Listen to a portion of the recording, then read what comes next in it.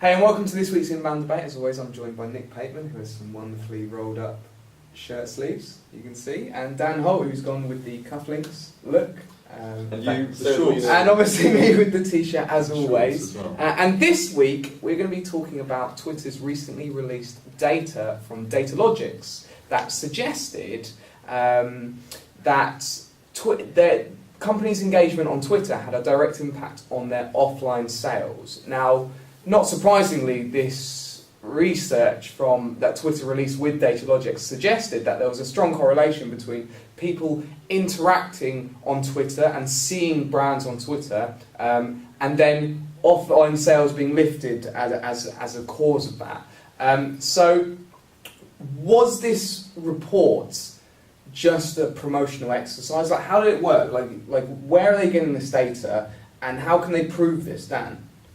I mean, I think it certainly was a promotional exercise, and certainly it's led to sort of further speculation about possible Twitter IPO in the next few months.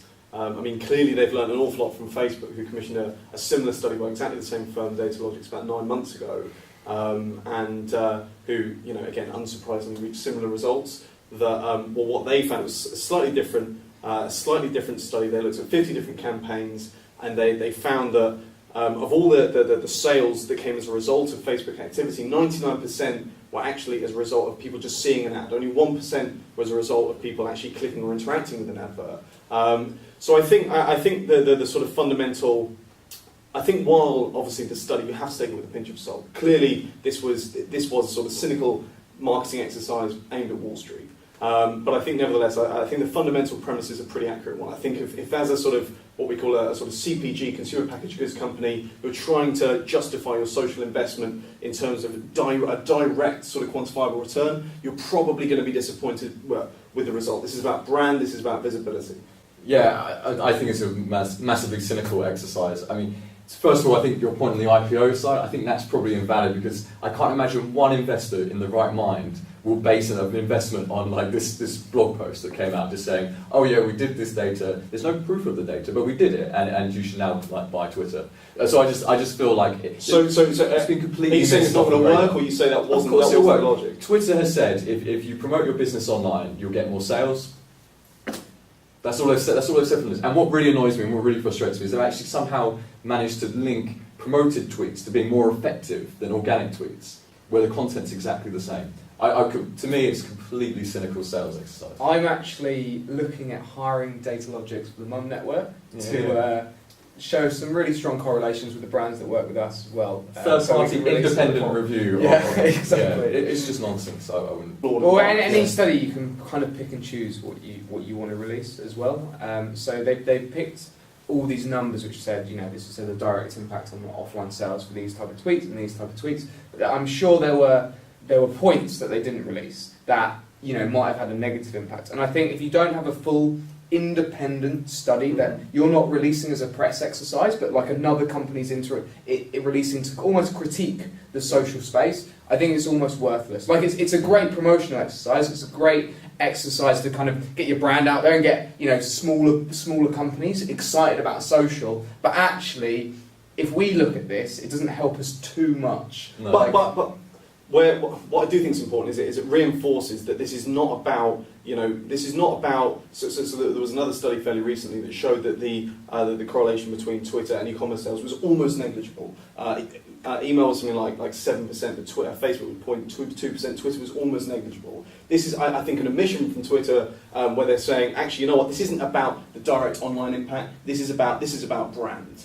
And the point that they make is 94% of sales within this particular market segment still occur offline, and ultimately you want to be world of offline when you can't really prove stuff accurately. Like that's the thing. Like there's loads of data out there. Well, I mean, it's kind of like causation correlation. If I'm already following a company, I'm probably gonna. You're more likely. I'm more likely to go and buy something. Right? And your email. And I'm obviously, if I'm following a company, I'm going to be engaging with that tweet. Right, but because I've already started following them from a different interaction, I'm more likely to buy from that company because I've already showed loyalty. So it's kind of there's a lot of stuff which hasn't been addressed. Interestingly, Twitter actually charged, I don't know if you're aware of this, but for promoted trends, they charge $200,000 a day to get promoted trainers, which is absolutely insane. So you can understand there's a massive incentive to really push. I mean, I think we've spent a lot of time kind of talking about this consumer packaged goods market, but what about businesses that are in the B2B market? You know, they're selling to other businesses, they're not selling to consumers. How should their Twitter strategy look, if they should even have a Twitter strategy? What do you think, Dan?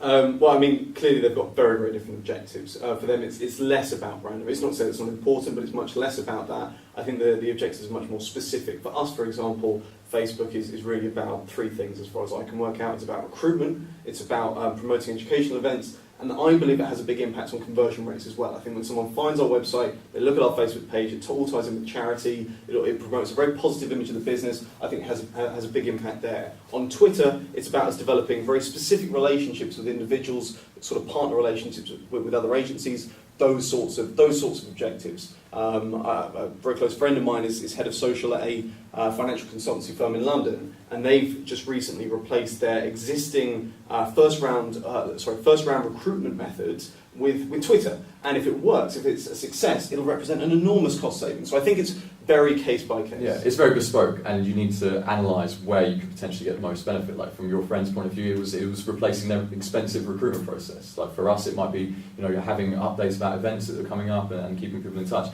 It's really like it really depends. I think if you wanted to measure your ROI, you probably really have to start looking at kind of putting a value on each follower. Even if it's like a recruitment thing, like what is the actual? There is always a monetary value to every follower you have. It's about guessing it, then reiterating and testing and saying, and actually refining what that value is until you really understand where your social value actually lies. Absolutely. Well, thank you very much, guys, for joining me this week. As always, this has been the Inbound Debate, and we'll see you next week.